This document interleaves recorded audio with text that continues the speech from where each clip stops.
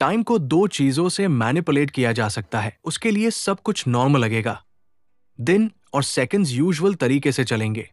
अर्थ के लिए वक्त लिटरली फ्रीज हो जाता है। लिए 2 साल जिए, पर अर्थ ने उसे टाइम गुजरते नहीं देखा। एंट्रोपी रिवर्स हो जाएगी। मतलब तुम पास्ट की तरफ मूव करने लगोगे तो उसका मास इनफिनिट हो जाएगा। एक्सट्रीम तरीके से कर्व होने लगेगा और इस कर्वेचर की वजह से टाइम आपका स्लो हो जाएगा कि जब खली ने 2 सेकंड में वाटरमेलन को क्रश कर दिया था। सिमिलरली मैंने फुटबॉल की कैलकुलेशंस भी की और उसका रिजल्ट ये मिला।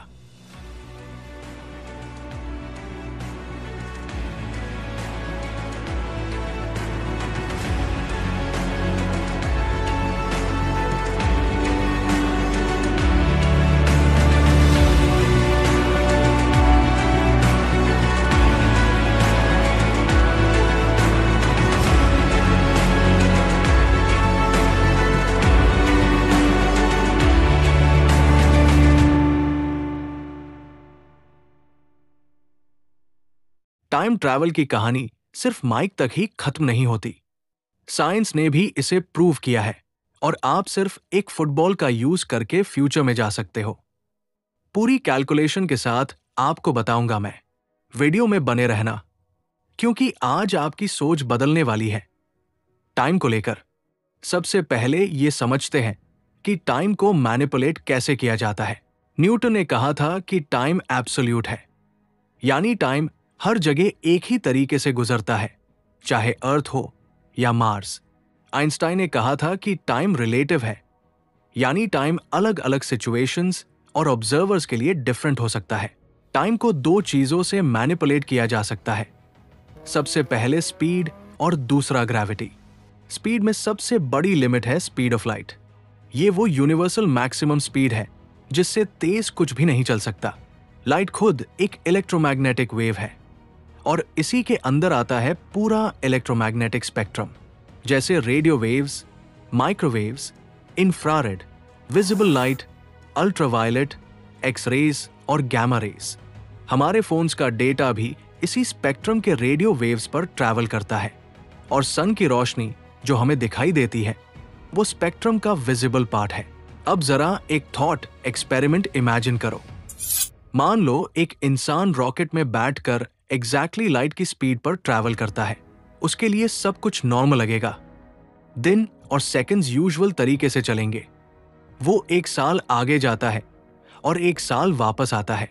उसके लिए ये 2 साल नॉर्मल है, लेकिन अर्थ के पर्सपेक्टिव से एक शॉकिंग चीज होती है। अर्थ के लिए वक्त लिटरली फ्रीज हो जाता है। मतलब उस रॉकेट वाले के लिए अर्थ का टाइम रुक गया।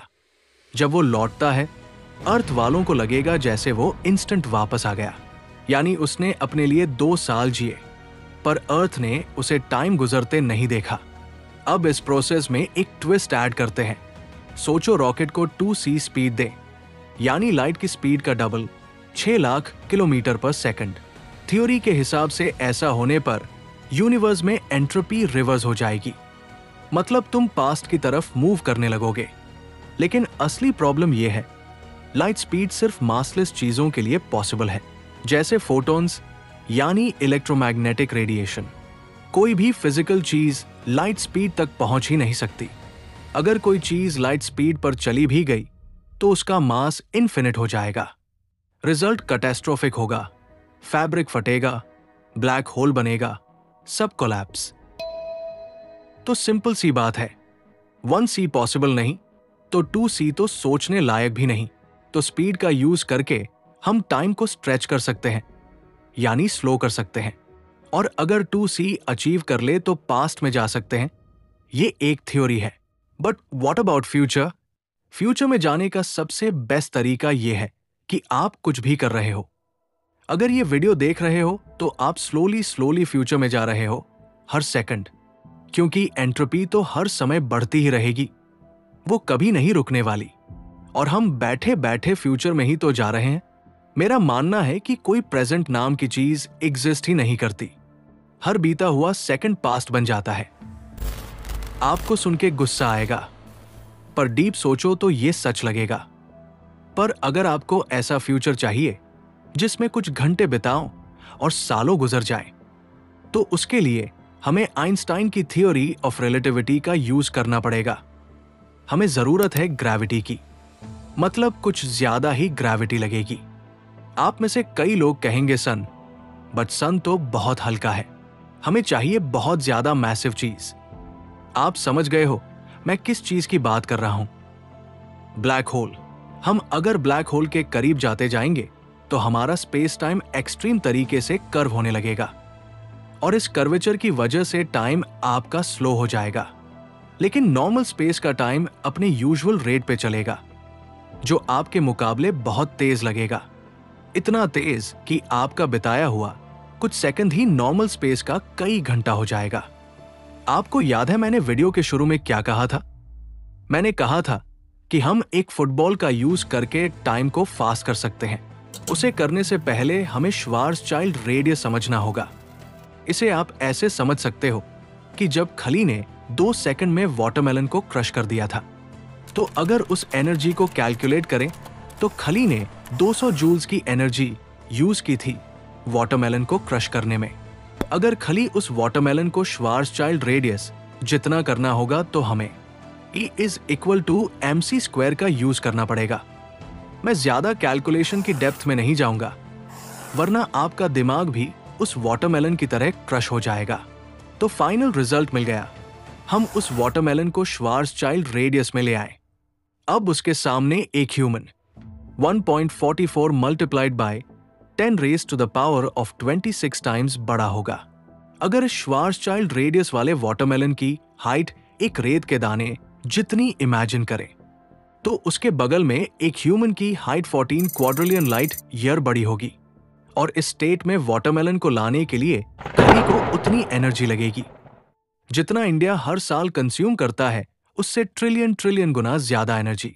और गेस व्हाट, मैंने इसे भी कैलकुलेट किया है, यानी लगभग 450 मिलियन ट्रिलियन जूल्स एनर्जी लगेगी खली को उस वाटरमेलन को श्वार्ज़चाइल्ड रेडियस में लाने के लिए।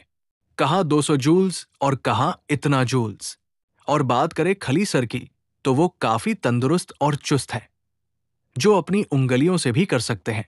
मजाक से हटके, अगर कोटी खली की एनर्जी भी यूज कर ली जाए तो ये नहीं कर पाएंगे। सिमिलरली मैंने फुटबॉल की कैलकुलेशंस भी की और उसका रिजल्ट ये मिला। अब जब हम इस फुटबॉल को इस रेडियस में ले आएंगे तो होगा ये कि फुटबॉल के आसपास का स्पेस टाइम बहुत ज्यादा कर्व हो जाएगा। आपका टाइम यूनिवर्स के टाइम से काफी स्लो हो जाएगा, जिससे होगा ये कि आप थोड़ा वक्त बिताओ और यूनिवर्स में ज्यादा वक्त गुजर जाएगा, यानी आप फ्यूचर में पहुंच जाओगे। पर इसमें भी एक प्रॉब्लम है जिसे हम सिंगुलैरिटी कहते हैं, और मैंने इस टॉपिक के ऊपर इस वाली वीडियो में बात की है, आप देख सकते हो। और आज के लिए इतना ही। अगर वीडियो पसंद आई हो तो इसे अपने फ्रेंड्स के साथ शेयर करो, ताकि और तक ये नॉलेज पहुंच सके। और बात करें मेरी, तो मैं मिलूंगा अगले हफ्ते एक नए टॉपिक के साथ। तब तक के लिए एक नया फुटबॉल खरीद के रख लो और खली सर से भी अपॉइंटमेंट फिक्स कर लो।